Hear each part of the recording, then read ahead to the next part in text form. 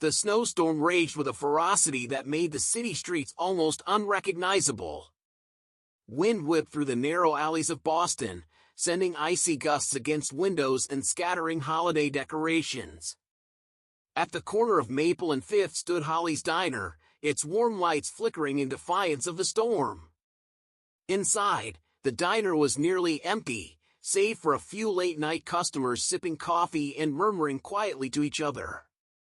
The bell above the door jingled sharply, cutting through the low hum of conversation. A man stumbled in, snow and ice dripping from his coat and shoes, his face streaked with frost.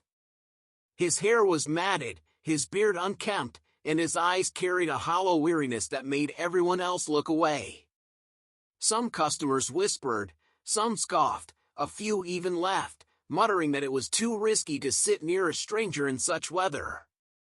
But one woman saw him differently. She saw not a stranger, not a nuisance, but a human being shivering, exhausted, and in need of warmth. Her heart clenched. If you believe in kindness, in second chances, and in people who still step up when the world turns away, take a moment to like, comment, and share this video. And don't forget to subscribe to the channel, because what you're about to see will restore your faith in humanity. We'd love to know, where are you watching from? Comment below with your country and region, and let us celebrate the kindness that connects us all. The beginning, Clara Bennett's Diner. Clara Bennett had been working at Holly's Diner for over 20 years. At 60, her pace was slower than in her youth, her hands sometimes trembling as she carried trays, but her warmth and kindness had made her beloved by everyone who entered the diner. Clara had a special gift for noticing people, the lonely, the struggling, the overlooked.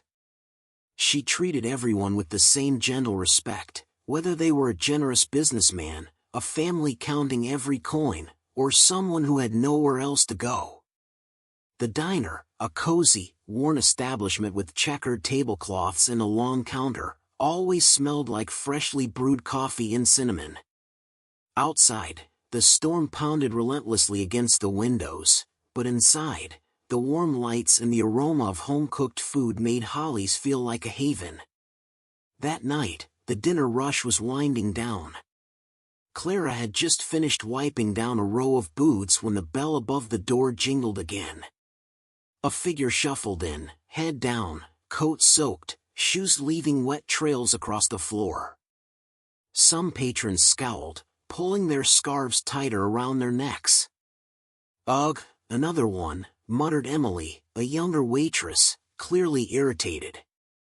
"Why do places like this even let them in?" Clara's heart softened immediately. She saw the hunger in the man's eyes, the loneliness, the pride keeping him from asking for help. "Welcome to Holly's," she said softly, approaching him with her characteristic warmth.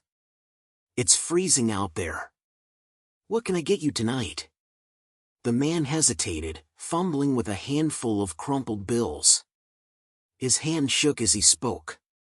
Just a cup of coffee, please," he whispered. Clara's chest tightened.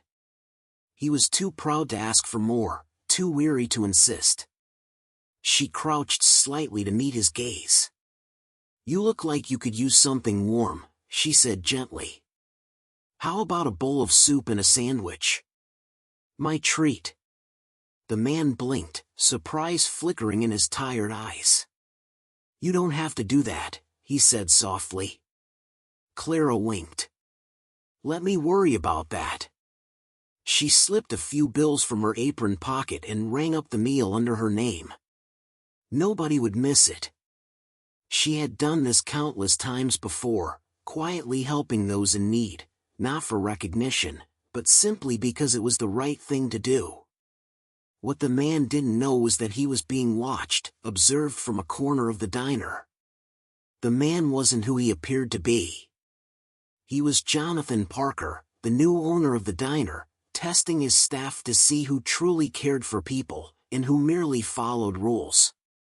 The next morning, Clara arrived for her shift, expecting the usual routine of greeting customers, pouring coffee, and tidying tables. Emily, however, looked unusually nervous. "Clara.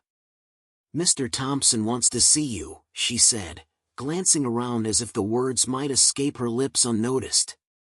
Clara frowned. Mr. Thompson, the diner's longtime manager, was known for his strict adherence to rules and obsession with profits. He disliked Clara's habit of quietly helping people, considering it a waste of resources.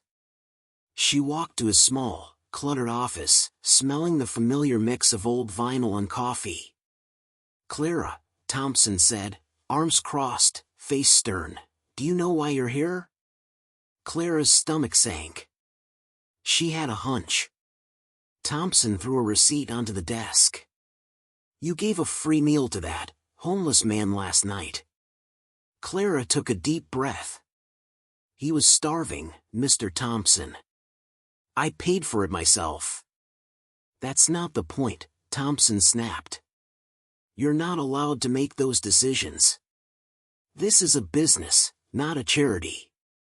"I've worked here for 20 years, Clara said, her voice steady despite her rising panic.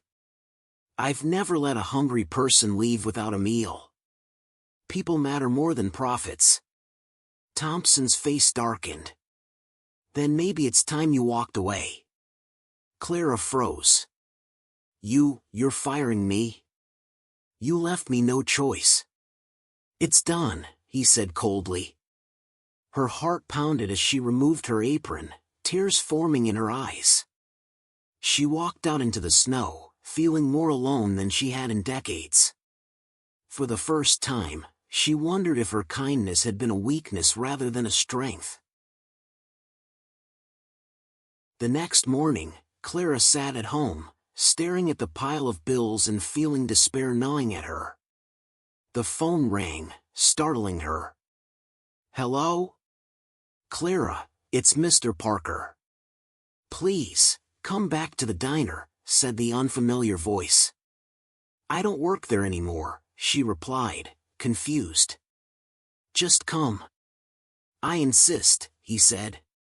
With cautious curiosity, Clara bundled herself into her coat and trudged through the snow. As she entered Holly's, she immediately sensed a change in the atmosphere. Employees and customers alike stared at her. Some looked nervous, others guilty. Then she saw him, the man from the night before, now standing in the center of the diner in a crisp suit, neat hair, and a trimmed beard. Clara's mouth fell open. "I wasn't really homeless," Jonathan Parker announced. "I'm the new owner of this diner. I wanted to see how my staff treated people when no one was watching." A murmur ran through the diner. Emily stared, speechless, and Thompson paled. "I saw everyone's true colors," Parker continued. "Most people treated me like I was invisible, or worse, an annoyance. But Clara treated me with compassion and dignity. She followed her heart, not just rules." Thompson tried to speak. "Sir, I can explain." "No need," Parker interrupted. "I saw everything. Clara, you are the heart of this diner. You are coming back, not just as a waitress, but as head waitress. Help me run this place the right way." Tears blurred Clara's vision. I don't know what to say." "Say yes," Parker said warmly. "Yes," Clara whispered, laughing through tears.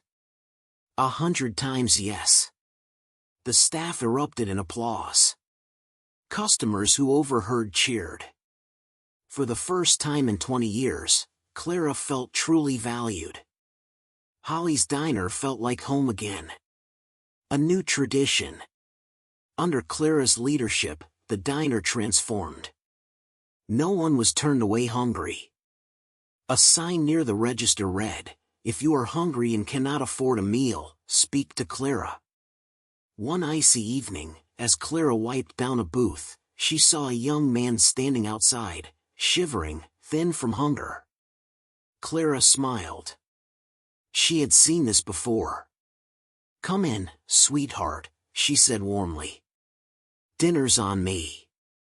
The young man's eyes widened. "Really?" "Really," Clara nodded. The scent of hot soup, fresh bread, and roasted vegetables filled the air. The warmth of the diner enveloped him like a hug. Clara knew something simple yet profound. Acts of kindness always ripple outward. One meal, one moment of care, could change a life, and sometimes, it could change the world. That Christmas, Holly's diner glowed brighter than ever, not from the lights outside, but from the warmth and love flowing within. Clara knew that even in the harshest winter, the human heart could be the warmest place of all. Kindness is never wasted. Compassion, even when inconvenient, returns in ways that illuminate the lives of those who give and those who receive. Which part of this story touched you the most? Share your thoughts in the comments below. I'd love to read them. And don't forget to subscribe to the channel and turn on notifications so you won't miss any of our next emotional stories.